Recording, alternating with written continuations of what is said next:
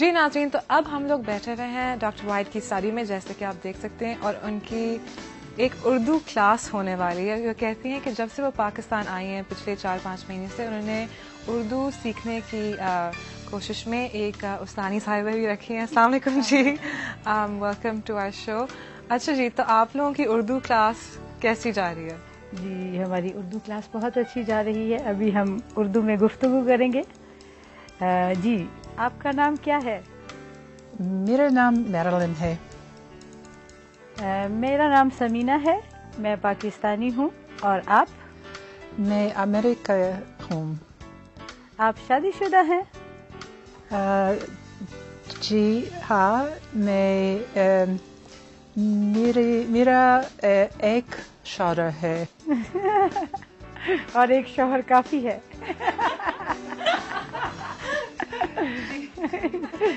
आपके कितने बच्चे हैं? मेरा 2 बच्चे हैं। मेरा एक लड़की है और एक लड़का है। आप पाकिस्तान में खुश हैं? मुझे पाकिस्तान बहुत पसंद है। और पाकिस्तानी खाने? पाकिस्तान और बहुत पसंद, मुझे मज़ेदार है। मज़ेदार है। एक्चुअली समीना जी, हम लोग अभी कैफेटेरिया में थे and we were having lunch over there and it was really good Pakistani food, so yeah, it was good. मज़ेदार। Your Urdu was really good. It was. आप पाकिस्तान में कब से हैं?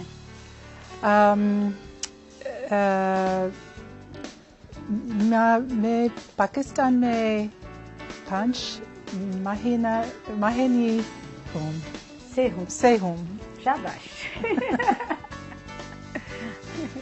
और कुछ वोकैबुलरी करते हैं? अक्सर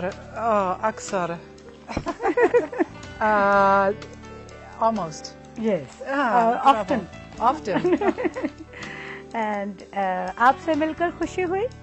आपसे मिलकर खुशी हुई। A pleasure to meet you. Yes. मुझे भी खुशी हुई। आपको उर्दू पसंद है? मुझे उर्दू बहुत पसंद है। मालूम? What is the meaning of मालूम? मालूम करना is to find out. Yes. Yeah, like पता करना. Yes. Yeah, good. Yeah, bravo. Another meaning of पता? पता address. Good. उर्दू सीखना मुश्किल है या आसान? उर्दू आसान है या मुश्किल? उर्दू बहुत मुश्किल है। But you speak 3 languages already, so this should be relatively easier. It's still मुश्किल. But it's still very good for 5 months. What is जल्दी जल्दी काम करना? Hurry up, do the work. Days of the week. इतवार, सोमवार, Good. मंगल, बुध, जमेरात, जमा, हफ्ता। शाबाश। Yeah. मेज पर क्या है? मेज पर पर क्या है? मेज पर किताबें हैं। किताबें मेज पर है। ठीक। मुझे अफसोस है। What is the meaning of this? मुझे अफसोस है। I'm sorry. That's right. So numbers. Okay. 1, 2, 3, 4, 5, 6, 7, 8, 9, 10. That's right. 11, Oh. 12, 13, Good. 14, शाबाश। 15. I think that's really good. It's a start. It's a start. very good start. Merlin And- बहुत अच्छी student है। अच्छा। और दिल लगा के पढ़ाई करती है। बहुत जल्दी उर्दू सीखी है इन्होंने। अच्छा जी। आपका घर बहुत ठंडा है? आपका घर घर बहुत ठंडा है। मेरा घर बहुत गर्म है। आपका कंप्यूटर खराब है या ठीक है? मेरा कंप्यूटर ठीक है. क्या फरमाया? Yeah. What? What you said? Say it again. Oh, So okay. well, you know what? I think, माशाल्लाह से उन्होंने काफी 5 महीने में बहुत ज़्यादा सीखी है. How often do you have your Urdu lessons?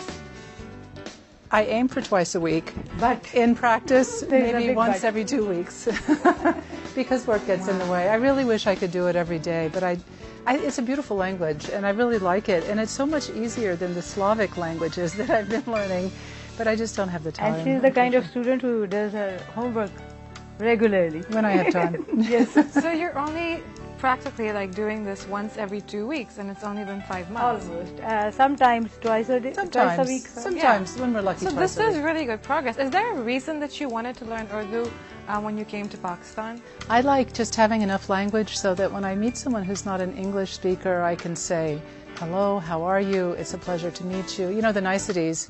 And then, of course, going into the shops, it's really helpful to be able to count and, do simple transactions. So like you said, you wanted to reach out to people, the real people. Yeah, right. And for that, you are making the effort in learning the language, which is a good thing. I need to have it. And someday I will go out and actually use it. I'm not at that point yet. I'm sure you could start using it. Yes, I think I she always ask her. मैं हमेशा कहती हूँ कि उर्दू में बात कीजिए. हाँ, and इसमें वो जितना ज़्यादा practice बेहतर है. करेंगी, the more you practice, so, Of and I course. think your teacher is clearly impressed. Yes.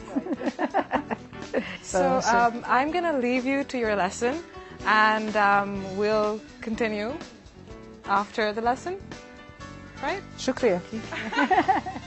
नाज़रीन, आपने इनकी उर्दू में गुफ्तगू सुनी महदन साहिबा की और उनकी टीचर के साथ. मुझे लगता है उनकी उर्दू 5 महीने के हिसाब से अगर हफ्ते में 1 दिन भी या 2 हफ्ते में 1 दिन क्लास करी है तो माशाल्लाह से काफी अच्छा सीखा. और अगर इसी स्पीड से सीखती नहीं तो मुझे लगता है कि 1 साल के अंदर अंदर माहिर जी बिल्कुल माहिर बन जाएंगी. हम इनको इनकी क्लास के लिए अभी टाइम दे देते हैं और उसके बाद हम कंटिन्यू करेंगे. Keep watching ji.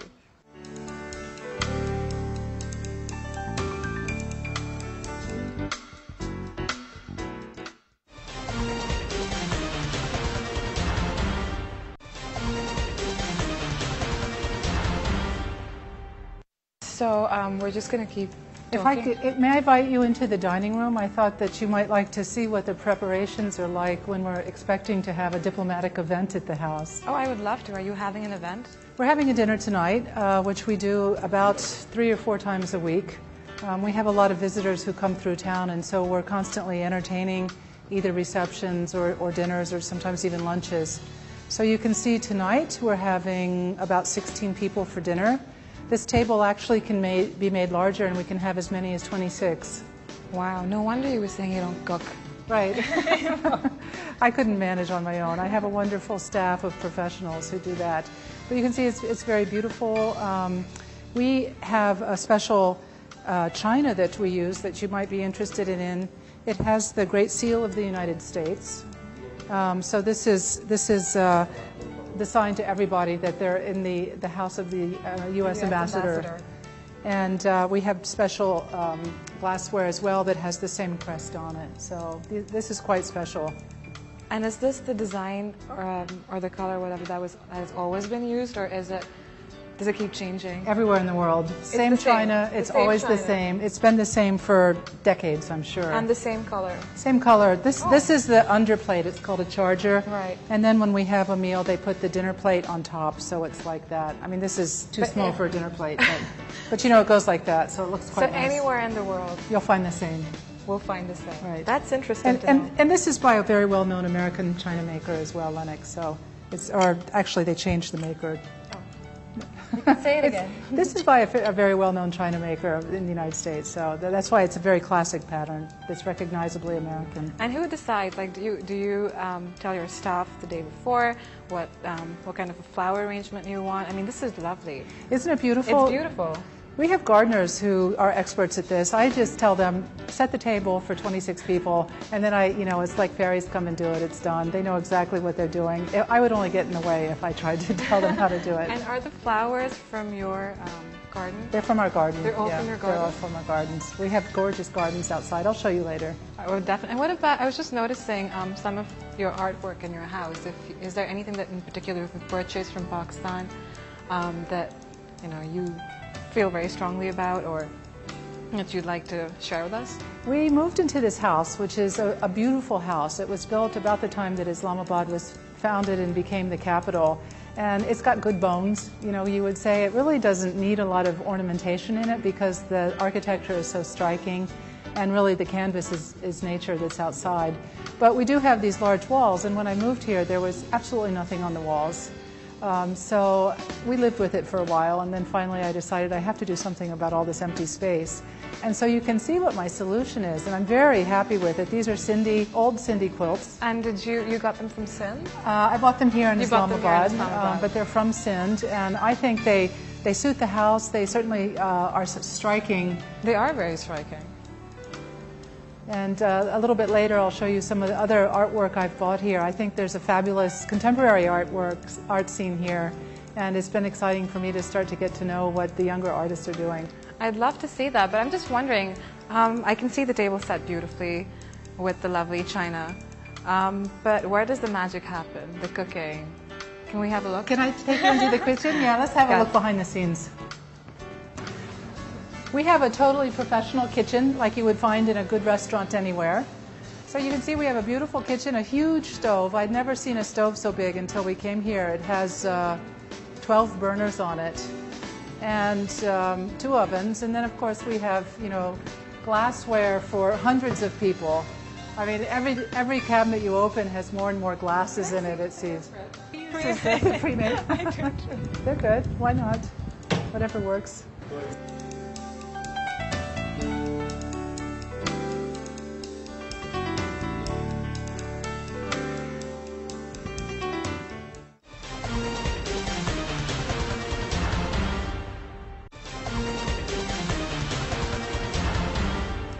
This is a piece that really spoke to me. It's called This is Temporary, and because we live in a house that is in the middle of a construction zone now, you saw we're building a new embassy, I thought having a picture of a construction zone on the walls was somehow suitable, it was fitting. It's by a very young artist who just graduated from the National NCA, the National College of Arts in Rawalpindi. Her name is Ayesha Kamal. And just by sheer coincidence, I was at the graduate show last week and I met her. The graduate shows are really fabulous, fabulous. So this is one piece that we just bought. It's made out of old tents that she purchased. So it's canvas? It's canvas, but it's canvas tents that she stitched together and used as the backdrop for her painting. So I think it's brilliant. First of all, you can see it's quite abstract. It's graphite actually, or carbon on paper. It's quite abstract, but it's actually a piece of fabric. And the textile arts here are so beautiful. This is a Belushi piece. We have our Sindhi quilts in the other room. And so, to see one of your artists, and this young woman's last name is Ali, to see her actually taking fabric and making it, adapting it to a very contemporary sort of medium, I think is brilliant. So this speaks to me a lot. And it turns out I saw her biography afterwards, and she studied at the Rhode Island School of Design, which is one of the United States' best art schools. So that makes me feel connected to it as well. So that's it so far. That's it so far? Well, that's a good start. Yeah, it's a start. You've only been here 5 months. It's a start. What about, I see some family pictures on the piano. Do you play? My husband plays. If you ask him nicely later on, maybe he'll play for you. He's very good. Right. So this is our son, who's now 25 and is teaching English, thinking about going back to graduate school. And here's our daughter, who is at university in the United States. Here she's only 6 years old, but she's now 19. And so we're very fond of our children. Of course, we miss them a lot. But as I mentioned earlier, we're empty nesters now, so it's just my husband and me. Well, I'm sure they visit, so. Right, yeah. How's Our that? son was just here. He loved it. He had a fabulous time in Pakistan and would like to come back. Our daughter hasn't been yet. Oh, she hasn't been yet? Is she planning on visiting? She'll come and visit when she has time outside of school, you know, when her studies permit. Of course, she'll be here to visit. And Would explore. either of your children be interested in following the same career path that you and your husband have? They say not. They say not. Why is that? Both of our children moved around a lot during their, you know, when they were young. Our daughter has lived in 6 different countries. That Our must be son, hard. almost the same. And they both say that now they just want to stay put in one place. Have friends that they've known for longer than 2 years. You know, really start to put down roots. And so it wouldn't surprise me if they both move. Doesn't necessarily need to be in the United States. Right. But if they both move someplace and then just decide to stay there forever. They don't want to be nomads. They don't want to be They don't wanna nomads. be They did nomads. enough of the packing and unpacking. Okay, well, I see you have a very pretty garden, and perhaps we could... Shall we take a walk? Could we? Yeah.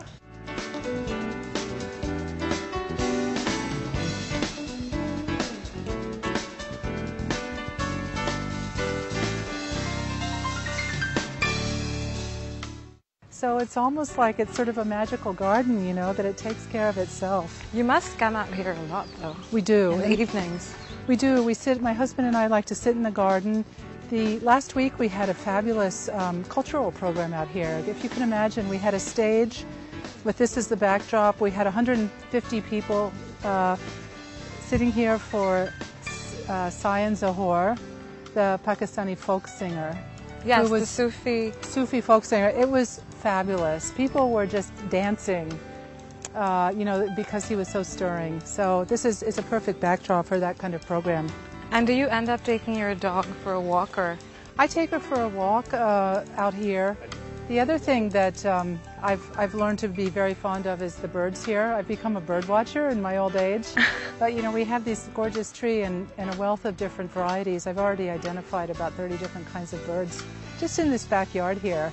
How do you find the time in your day to do all of this? Well, when I there's take her for a walk, you know, I'm there's looking her up at the walk, there's work, there's I don't know, your Urdu lessons, and then various other things, and you're still finding time for all of this. Like, how? It's just, you Bird know, watching. we're in a new place, and I just want to experience all of it, you know. And it's sort of like the first time you come to a new country.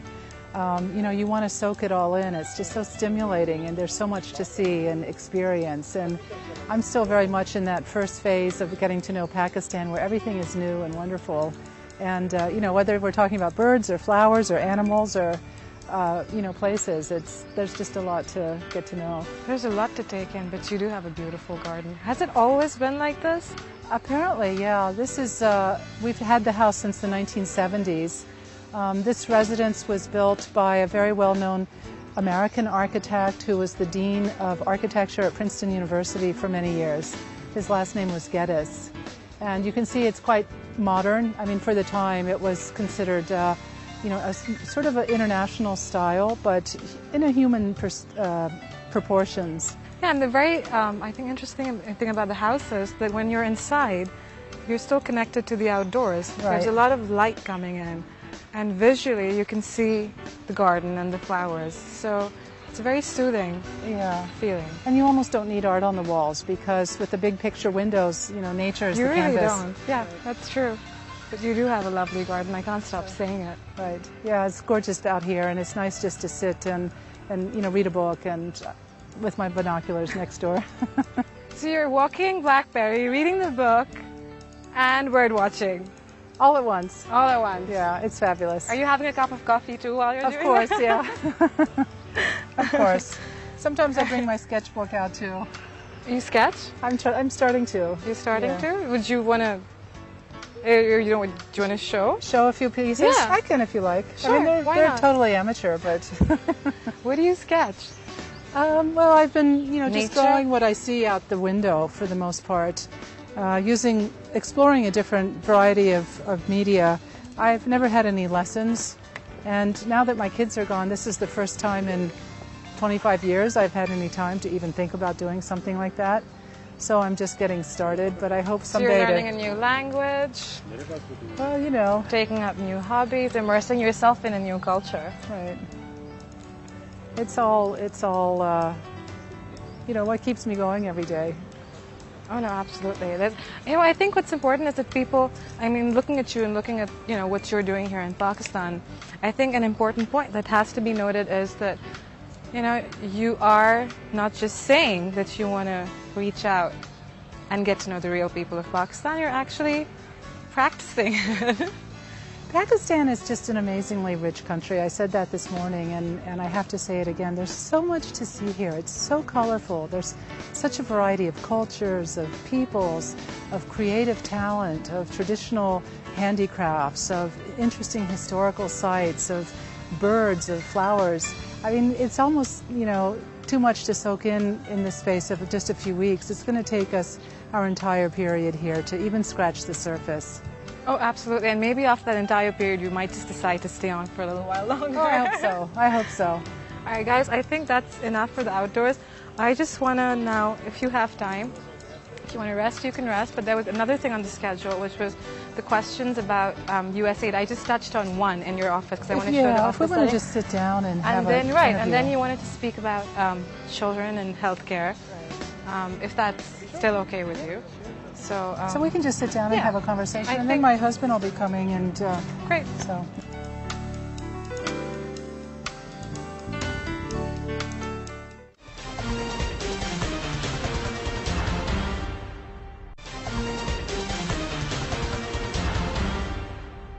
जी नाज़रीन, तो आपने हमारे साथ I think काफ़ी interesting time गुजारा होगा. आपने doctor साहिबा को उर्दू सीखते हुए देखा, हमने उनके किचन की सैर की, उनकी टेबल की खूबसूरत अरेंजमेंट देखी, उनका गार्डन देखा, और इसी तसलसल में चलते चलते हमने सोचा कि हम थोड़े डिफरेंट एंगल की तरफ आ जाएं, और इसीलिए अभी हमें ज्वाइन कर रहे हैं फिर से उनके जो हस्बैंड हैं, एम्बेसडर साहब.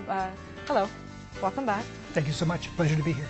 It's a pleasure to have you here with us. And so I was thinking, I've actually had a very interesting day with your wife, who is actually, you're right, very, very hardworking and very good at connecting with people. I have to agree. We've been married almost 30 years, and she spent all that time working hard and connecting with people. So the question is, how did you guys meet? Well, actually, we were both students. We were both graduate students at Johns Hopkins in Baltimore. She studied literature, I studied history. And we had many things in common. We'd both studied from some of the same professors. So that by the time we finally ran into one another, sitting in a room, we knew all the same people. And a year later, we were married. A year later? Yeah. It only took a year. And did you know immediately? That would be a little too much. But I That would knew, be a little too much? pretty soon. I knew pretty soon. You knew soon enough. Yeah.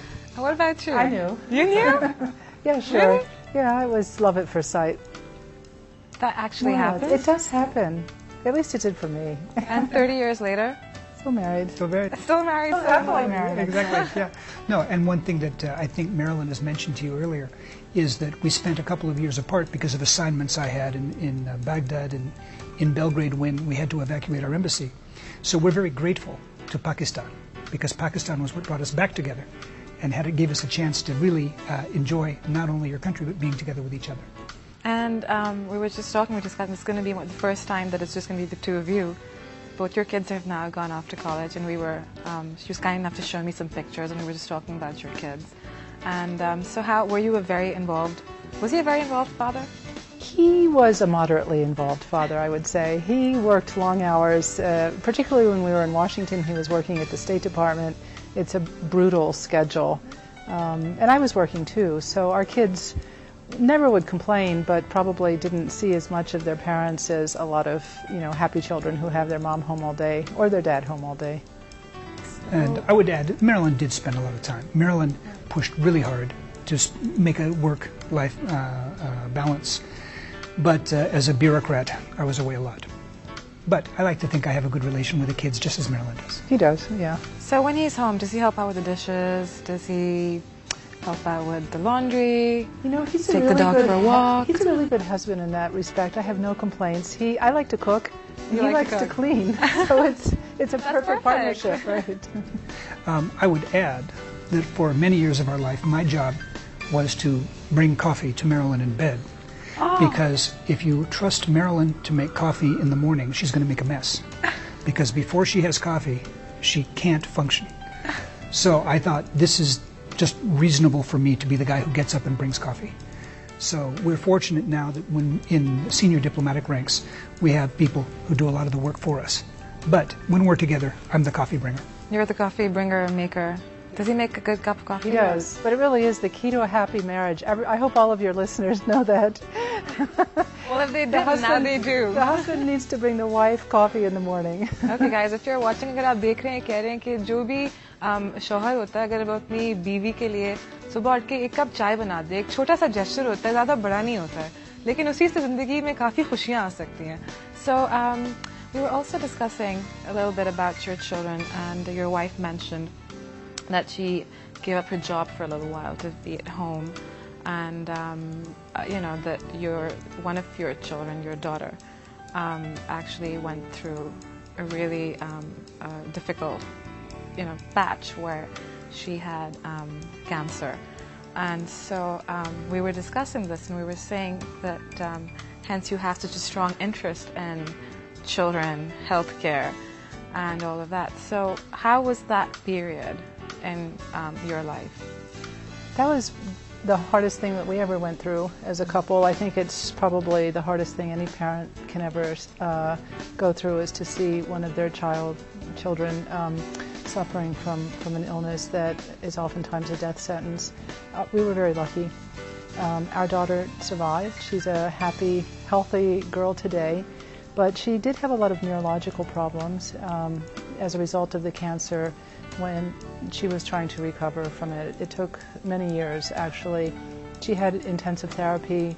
She had a lot of very good teachers, people who were able to help her overcome physical problems, and also some mental disabilities as well. She had delayed development in many different ways.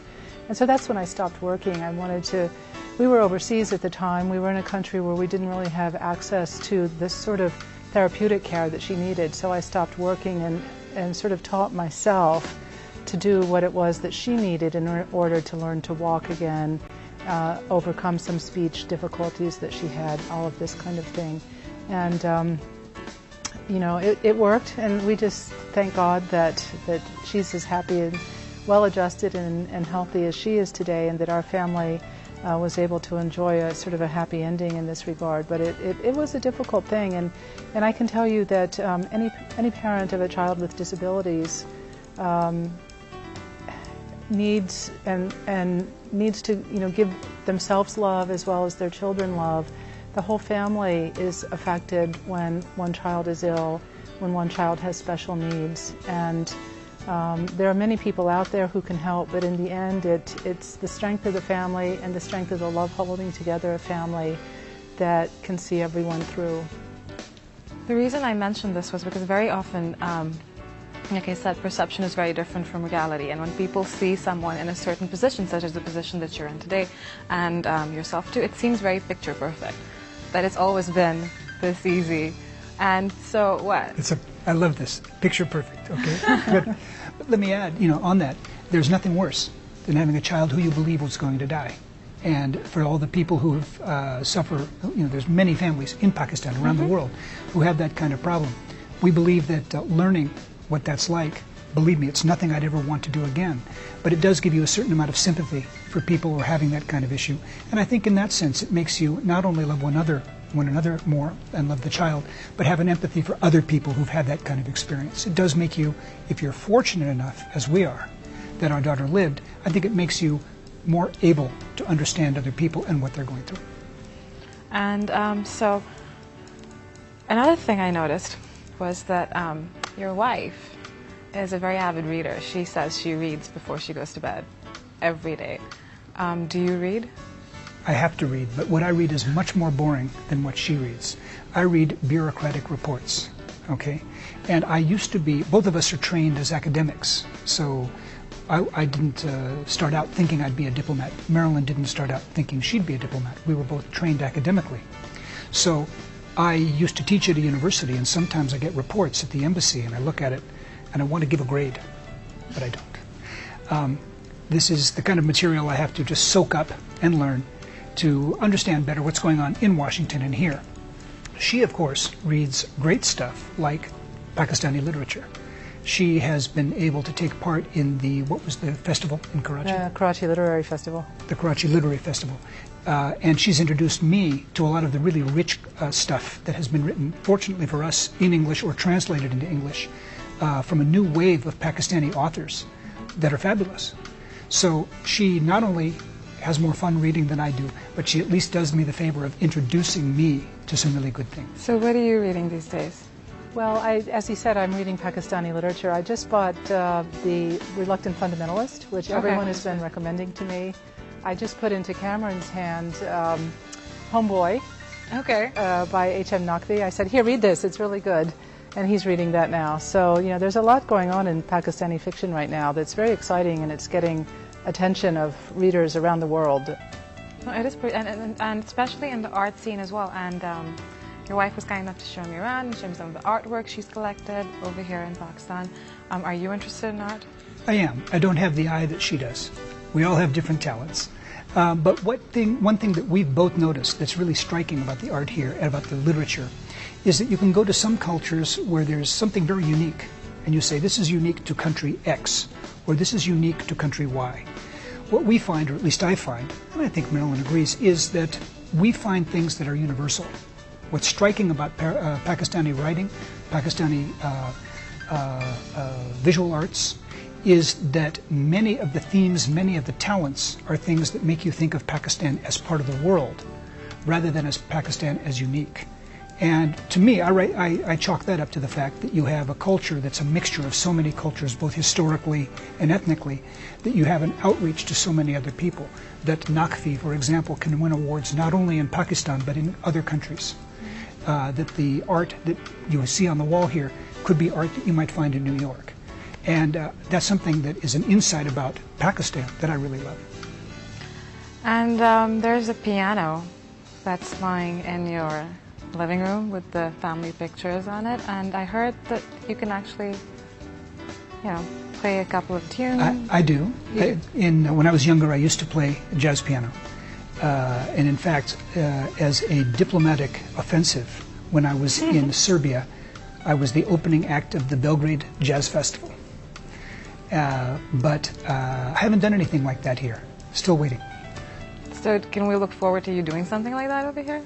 Or not quite yet? We'll see. We'll see. I have to wait for the right moment. I have to negotiate carefully with the government of Pakistan. Well, I am going to ask you to play a couple of tunes if you could, but aside from that, what kind of music do you listen to? The doctor mentioned that, you know, she recently had organized a music event with Sufi music, which went really well, and everybody had a really good time. So are you starting to now listen to Pakistani music as well? One thing that we're doing at the embassy, my husband and I are hosting a bi-weekly cultural program. It's known as the 6 o'clock series, and it takes place about every other week on a Wednesday at 6 o'clock. And what we're trying to do is bring in the best of Pakistani performers into our embassy to perform in our auditorium here, so that the embassy employees, particularly the Americans who are here, can experience Pakistani culture firsthand. And so that was the occasion for the Sufi musicians who came. But we've had everything. We've had some rock musicians. We're having some folk singers. We've had, what else? We've had some film. We had film. And just a wide variety of people, mainly musicians. We had Qawwali singers. Mainly musicians. But as I mentioned, it's a really rich tradition, and it's one of the lucky things you get to have when you're, the ambassador and the ambassador's family is to be able to bring this to the people who work in the embassy. It's really, we have access to those people, and we're really fortunate. I've been with your wife the whole day, and I've been observing her, and, you know, I want to know if she wasn't here doing what she's doing, whether it's recommending a book to you or introducing you to different Pakistani music or various things, do you think you would be able to manage this on your own? Well, I'll tell you the sad truth is that I came here from a previous job in Baghdad, where she was not, we didn't have spouses, and I worked all the time. And so it was a poorer existence. And so what I'm grateful is that she's made my existence richer, but having done that, I think we bring it to everyone in the embassy as well. So I like to think that that I can run my life alone, but I know the truth. It's a poorer life when I do it by myself. So aside from a cup of coffee in the morning or a cup of tea, what is the key to success as far as a marriage is concerned? Because clearly you've done it. 30 years, 2 wonderful kids. Well, And I would say different strokes for different folks. However, in our case, I think the key has been a lot of blah blah. Like, we just talk all the time. You know, Cameron comes home in the evening, I come home in the evening, and we really just enjoy talking to each other. And I think we talk about pretty much everything, right? I mean, we don't spend much time in silence together. We just are conversing a lot. So who's doing most of the talking and who's doing most of the listening? You're doing most of the talking? Sure. No, I think what Marilyn is getting at is is that I think you can go through any number of experiences, like the experience of the sickness of our child, like the experience we had when we were both diplomats, like the experiences we've had with our families, with travel and all those things. What is it that keeps you together? You know, various people have, you know, different habits. You can ski together or run together. We talk together. That's the thing we do. Communication. And, you know, look, we're like any other couple. Sometimes we talk past each other, but at least we talk. And that's how you fix things. Well, it was a pleasure to meet both of you. And again, like I said, before we finish the interview, the piano, I believe, is waiting. Okay, I have to do it then. All right, we'll give it a shot. Yeah. You will? Do I have to do it right now? Yes.